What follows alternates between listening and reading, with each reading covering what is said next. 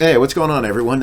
Figured we would try something a little bit different this week. I mentioned it during the podcast, which was running long, so I didn't really have a chance to go over the Fred Warner contract too much. So I thought we would try to do something with a little bit of a video here. I was having a little trouble with the actual getting my face in a corner or something here, so I just decided not to do that for this one. Maybe in the future we'll put some other little video on there if that's of any interest. I don't really know why it would be.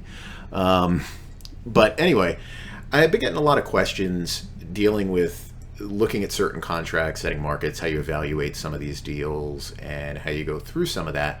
So I thought this would be a good time maybe to just throw a little bit of a video together, throw a couple numbers in Excel so you can just kind of follow along rather than listening to me, and you can get an idea. And what I'm going to talk about here doesn't always hold true to every single deal. In fact, this one is very kind of specific to a player that would be a top market kind of contract guy. But these are just some of the different ways that you can use the numbers to kind of put a lot of these deals in context.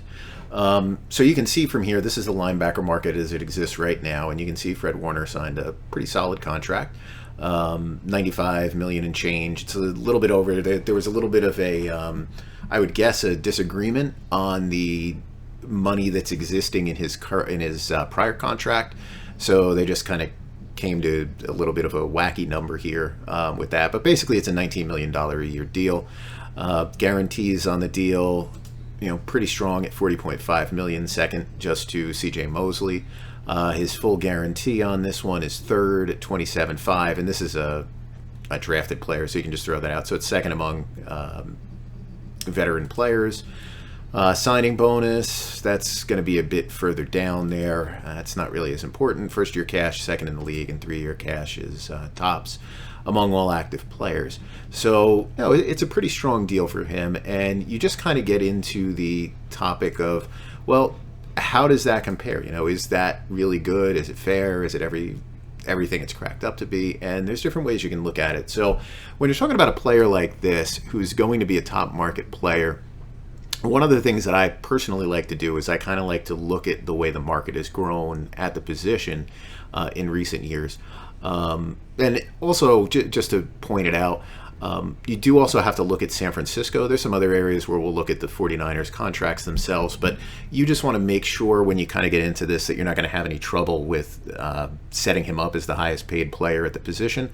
And there really shouldn't be, because they did it with Jimmy Garoppolo. They did it recently as well with George Kittle. They did it with Trent Williams.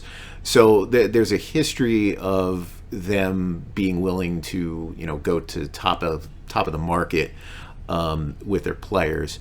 And sometimes that's a little bit harder to compare across positions where you get into the jumps. But just the important thing is knowing that they are going to be willing to do that. So then the question becomes, well, how high can they go? And what's the structure that kind of makes the most sense? Well, what do you want to kind of fight for when you come into these? So anyway, this is the market for linebackers historically, and as you can see, there have not been a lot of movement at the position at all. It's been a pretty struggling position financially for some time. So Patrick Willis was the high water mark in 2010. That's where we started this from, at $10 million a year. It took all the way until 2015 until Bobby Wagner got to 10.75. Then about a month later, Luke Kuechly got to 12.4. Jamie Collins surprisingly got to 12.5. CJ Mosley 2 years later just shocked everyone at 17. I mean, that was an amazing number. Now, some will argue that there were some deals in between there.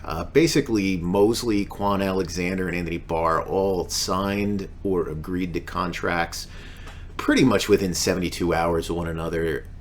You can argue that maybe there was some knowledge of where some of those other deals were headed. Certainly the Jets knew with Barr because they were negotiating with him, even though he ended up signing with Minnesota. But ultimately, I think this is the fair way to do it. All those other deals ended up being 13.5, so it doesn't really change it that much. And then you had Wagner, who a couple months later did another extension and got to 18. The guarantees and stuff aren't important. As we're going historically, that's not really a big deal. We'll have a section on guarantees in just a little bit. But the stuff that I want to look at is right here, and this is where we get into the percentage increase on the contracts. And really what you're doing here is you're kind of setting yourself up for, okay, what's a fair market value based on what other top players have gotten at this particular position. So I think when you look at these numbers, the first thing that would jump out to me is you've got 3 players that would really be considered market movers. These are players who reset a market, set a market, whatever you want to call it, market setter, market mover. Patrick Willis was a 17.8% raise. I think that was over Carlos Dansby, who was just under $9 million a year. He had signed with Miami, I think, in 2009. Luke Kuechly was a 15% raise over Wagner. And then the Mosley deal, which was just off the charts. And the Mosley deal is enough to where I think we just block this one out, just forget it. Let's just mark it in red and just say, that kind of percentage increase, that's a complete outlier. Didn't make any sense with what they did. But the numbers of the other 2, I think, are valid, and you can see that that's a big jump as well. The other ones are more just like minor blips within the market. You are just setting a market. It's just a nice little setting in the market. You're the next guy up kind of thing. Wagner's on there twice, 7.5% and 5.9% raise. And Collins, which was also a surprising deal, a 1.1% raise. So you can look at those numbers, and from there you can kind of start to decide, what category does he fit in. So if Warner is a market mover, really what you're looking at are these 2 players right here. You're looking at Kuechly and you're looking at Willis. Both of those players were extensions, so you're not getting into the fact that they were going to be unrestricted free agents or were unrestricted free agents. It's similar types of situations. The market movement that you saw on there would be the equivalent in 2021, based on the current high of $18 million, would basically be to look for anywhere from $20.5 to $21 million a season. That would be a pure market mover kind of contract. If you're just saying he's next guy up, that you believe that he's the next person to kind of hit the high water mark at the position, well, now you're going to look at the other ones, and you look at Wagner, 19.35, Collins, 18.25, and Wagner again would be about 19.1. So that gives you your low numbers that you're really looking for. And you can do a couple things. You can take averages of these and everything else. But I think basically you would look at these numbers, and if you want to just do a basic throw out high, we've thrown out the Mosley deal, throw out low, which is Collins, because Collins is like the player who doesn't belong on this. I would look at this and I would say your fair market is $19 to $21 million per year.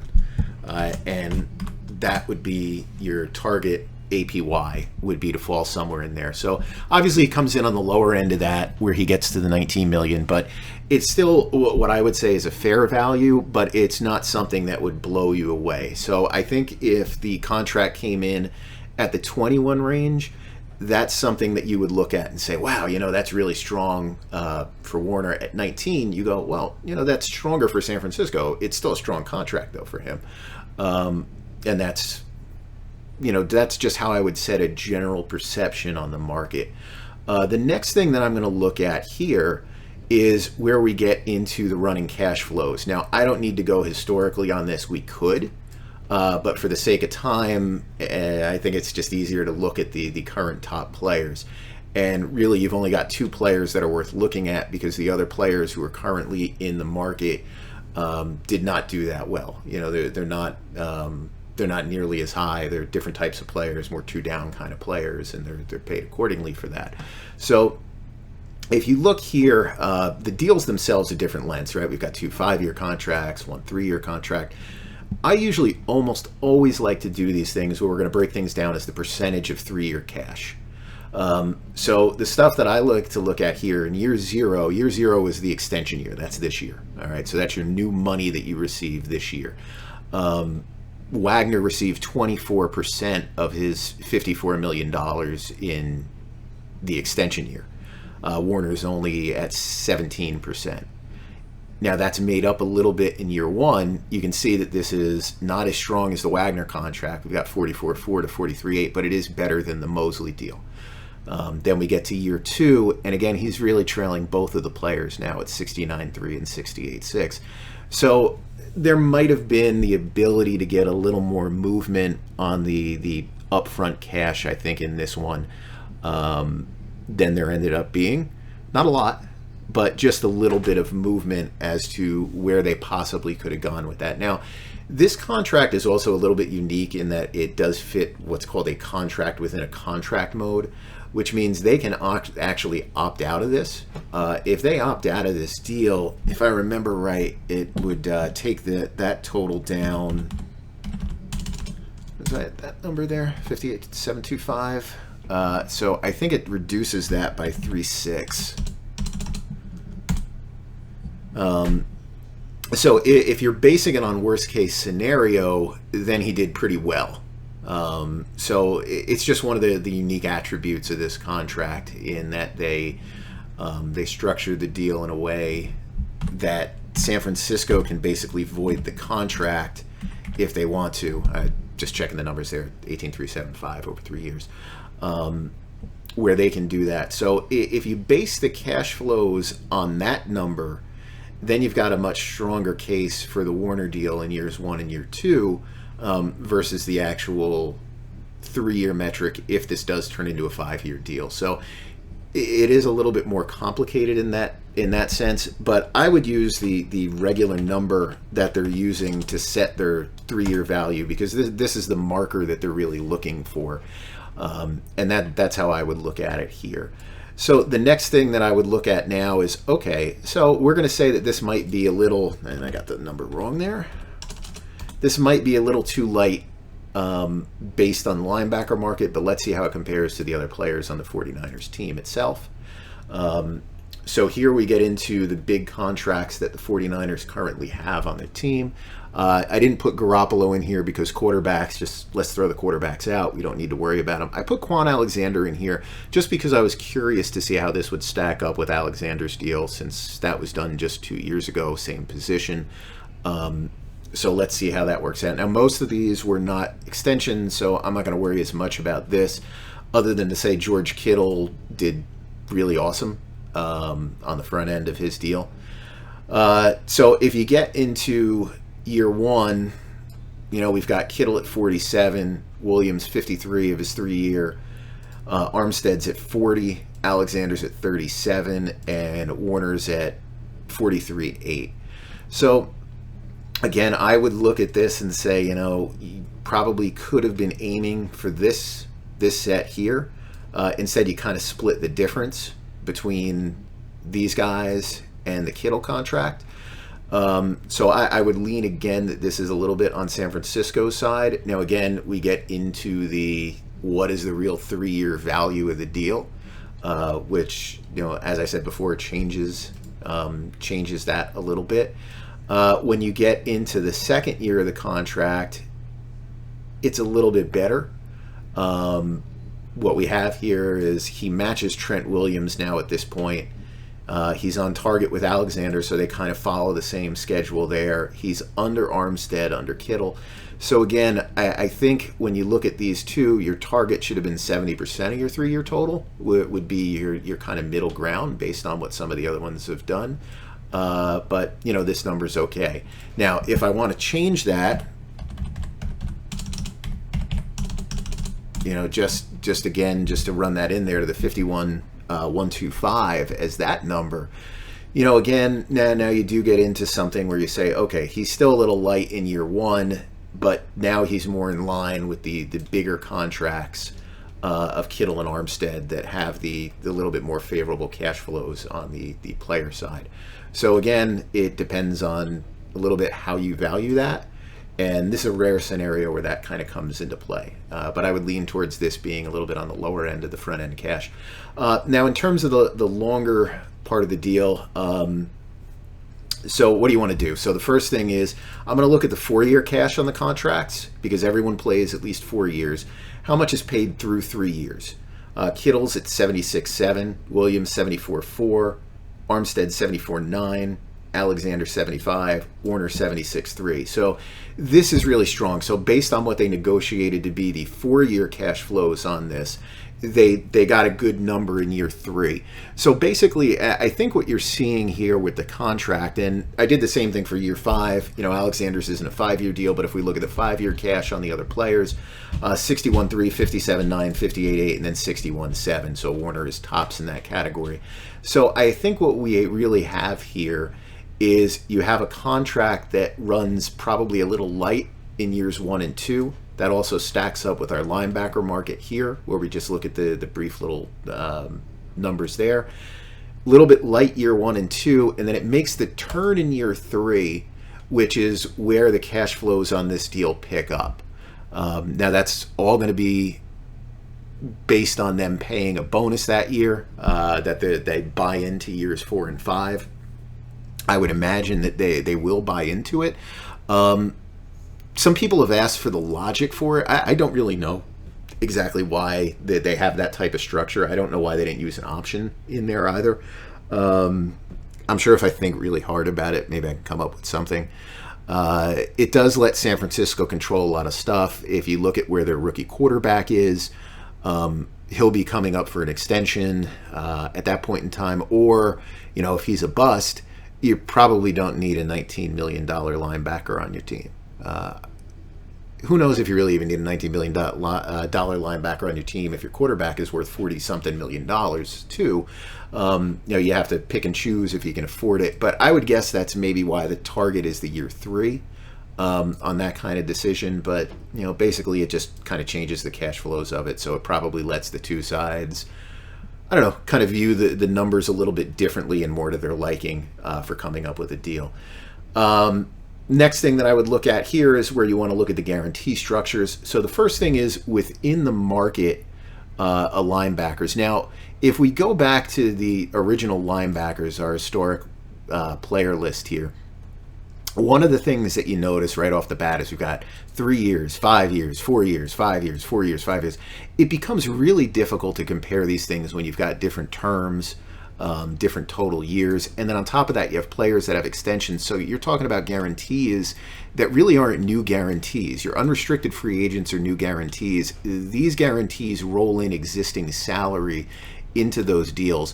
So one of the ways that I do this with the guarantees when I compare them to other teams or just other players, I'll actually come up with their true 4-year total. And what that is that's basically the first 4 years of the contract. If a player has 2 old years remaining, that would be the first 2 new years of a contract plus the 2 old years that are in there. And I'll add that all up. So we're not talking new money, we're talking total cash over the first 4 years of the deal. That at least lets us put some of the UFA and extensions kind of on the same footing. It gives you an idea of what those guarantee numbers were like. So if you look here at these 4-year totals for the players, this is Warner's actual 4 years, 62,109. So you can see how that's a little bit different. This is the cash flows in each year of the contract: 13.24, 15.844, 13.525, and 19.5. As long as I didn't screw something up. So this should be his old number, and those numbers, that doesn't look right actually. Hold on, let's double check that. Yeah, I'm just looking here. Yeah, those numbers are correct for him. So I just the way I had them written, I guess threw me off a little bit with that. So that's actually the 4-year total, including his old money and everything in there. So these are the guarantees that those players had. So if you look at this, the percentage of the first 4 years that was injury guaranteed, about 81% for Kuechly, 75% for Mosley, 65% for Warner, 61% for Wagner, 52% and 51%. So that's pretty solid. This is we've already kind of said this is a bit of an outlier deal. The Kuechly contract is a complete market mover. We've pretty much already agreed with the $19 million pricing that we're not there. So we're the best of the other group. So I think that's pretty solid. I didn't include Willis just because the Willis deal was sold. And the focus on guarantees has changed a lot since the time Willis signed. So I'm not exactly sure where that would be. In the sense of the fully guaranteed salary, 63, 63, 53, 44, and then well above the Wagner deals. So again, I think you've got a pretty solid number that's here. Could it have been a little higher? Probably. But the way that the vesting schedule works on this, that's really not a concern. The percent that doesn't vest, this basically means the amount of your injury protection that's fully guaranteed at signing. Collins was totally that way. Mosley was 85. We've got 78 for Kuechly, 68, 60, and 41. Again, this is pretty solid. So I would say the guarantee structure on this is pretty good. Within the market, it's probably reasonable, maybe a little bit towards the player side, but not very much in that regard. It just kind of splits the difference between the lower end and the upper end.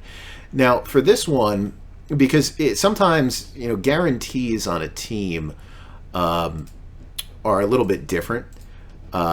Team by team, everyone has different things. Like the Packers and the Steelers, they don't use guarantees on salary, so it's hard sometimes to compare. So I like to look at players on the team. So I did the same thing here. We looked at their 4-year totals, the guarantees, and the full guarantees. So this is a apples to apples comparison. You can see Kittle got 83% guarantee, 69 for Armstead, 65 for Warner, 55 for Williams, and 51 for Quan. So that's pretty good. Again, it's not your super high numbers, but that's pretty good. So I think your injury guarantee protection is pretty good for Warner. You go to your full guarantee, Armstead's at 52, Kittle's at 49, Williams at 49, Warner's at 44. So this was a little bit low. Now, I'm sure there's going to be an argument that this year was different. Now, Williams, of course, signed as a free agent this year. That this year was a little bit different simply because of the COVID restrictions. And I'm sure San Francisco can make a case that, they were concerned about, certain things regarding the cash that they had on hand. This is a late extension, and they already used their budget. They're really pushing things to go where they need to go. Nonsense like that. So I would put this a little bit on the low end, but not terrible or anything like that. If you look then at the next thing, the percent that's guaranteed at signing, again, he's at 67, right middle of the pack. Not as high as these other players, but those guys are both unrestricted free agents. That's an argument that's a fair argument to make. The other players are these two are extensions, so that's a little bit more apples to apples. So I'd say a fair number, not a great number, not a bad number or anything, just a fair number that would come in there.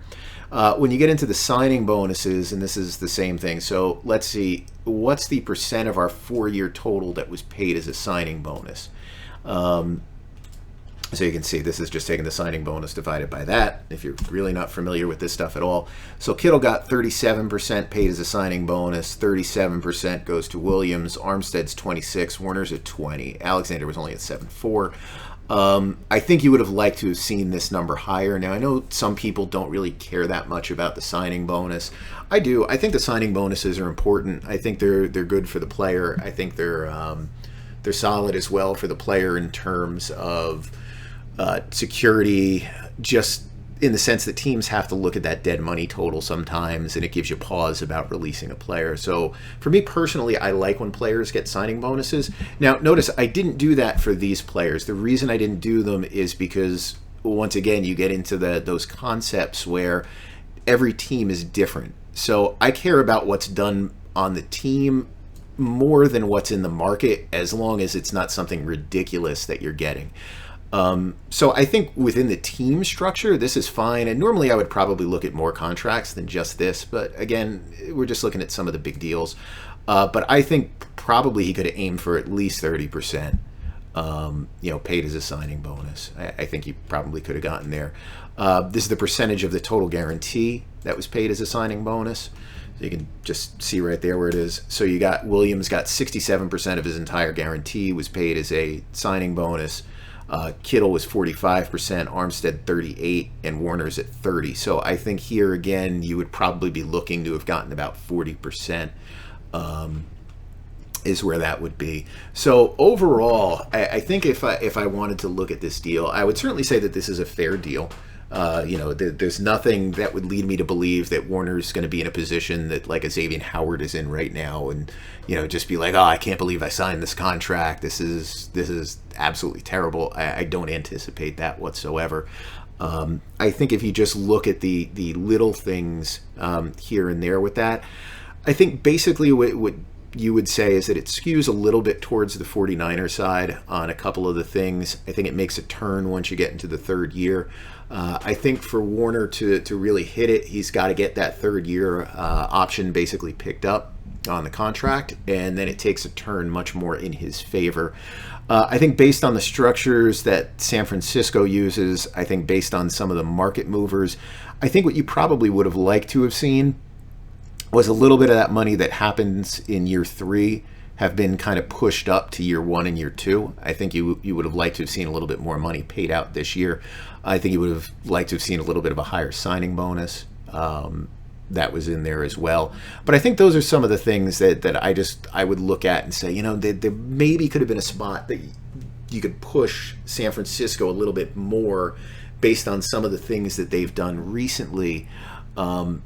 To get those numbers up a little bit, but within the same framework of that $19 million a year deal. You've kind of agreed to that total. So now it's just how do you move those numbers around? So it's not like you're going in there and saying, well, you should have gotten 21. That's where you get into a fight. If you're aiming for 21, you can make an argument, but you might not get a deal done now. You may have to go into free agency, and that's a lot riskier for someone to do. So I think if you look at, if you do look at these numbers, if you look at the stuff, you would have liked to have seen probably a little bit of the money from year 1, where he's going to earn 25.75 new. Maybe a little bit of that actually come into the year 0, but say like that's reasonable at least within the framework here. Probably would like to rather have him at about 26, maybe 27. You'd like this 39,225 to be up closer to, I don't know, maybe 41-ish. I think is where that would be. Let's see, what would it be if you got him to 70% of this total? If we use that as our baseline, it'd be 41.1. So it probably around 41, a little over 40, between 40.5 and 41, I think would have been the fair number. For that to be at. And I think that if you look here too, if we look at the numbers that exist for Kittle and some of the other guys that recently signed here, I think that also pretty much holds firm with what San Francisco did prior to this. So I think that probably should have been the target numbers. Your year 3 is probably okay. Your 3-year cash flow is probably pretty solid, and then it's just a question of how much more could you have gotten in these first 2 years, and then the same thing with the guarantees. The guarantee is probably good enough, probably could have gotten a little bit more full, but who cares? That's not that big of a deal. And the other thing was just, could you have gotten more of a signing bonus? I would say the answer to that one is yes. That there might have been a little bit more movement that you could do in that regard.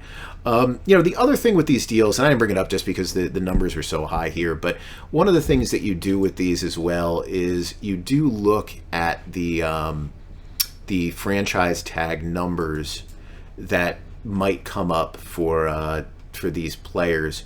So that's also just one of those important things you can look at. Now, these are actually not the correct ones. I keep a different set besides this, but you can see the linebacker was going to be 17.8.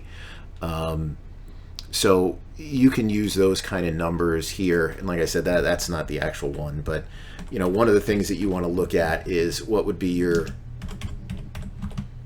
2-year take home if you went tag, and that would be 39.16. So you're over that And that's the important thing. And again, I'm not 100% sure that's even the number. That I keep a different sheet. I just don't have that in front of me. There's just some minor differences with the way we auto calculate the stuff, with the way the tags actually work out. So you're over that, and that's one of the important things that you're looking to do. Is you want to make sure that when you have a player who's probably a franchise level player, that your 2-year cash at a minimum is going to be over that. So if we're at 39.2, we'll be over that 39.1. And again, that number I have on there might be a little bit on the high end. So I'd have to double check that number just to be certain. But I think this is reasonable, probably within the structure of the tag. But again, probably a little bit on the lower end of where you could be with that. So I think that's basically the way I would look at it. So, if this is of interest to you, you can let me know, and we can put some other things like this together in the future to look at certain types of players and certain types of markets and how we go over this kind of stuff. So we'll see. Let me know if you have any interest in more of this in the future, and we'll try to put some more of these together.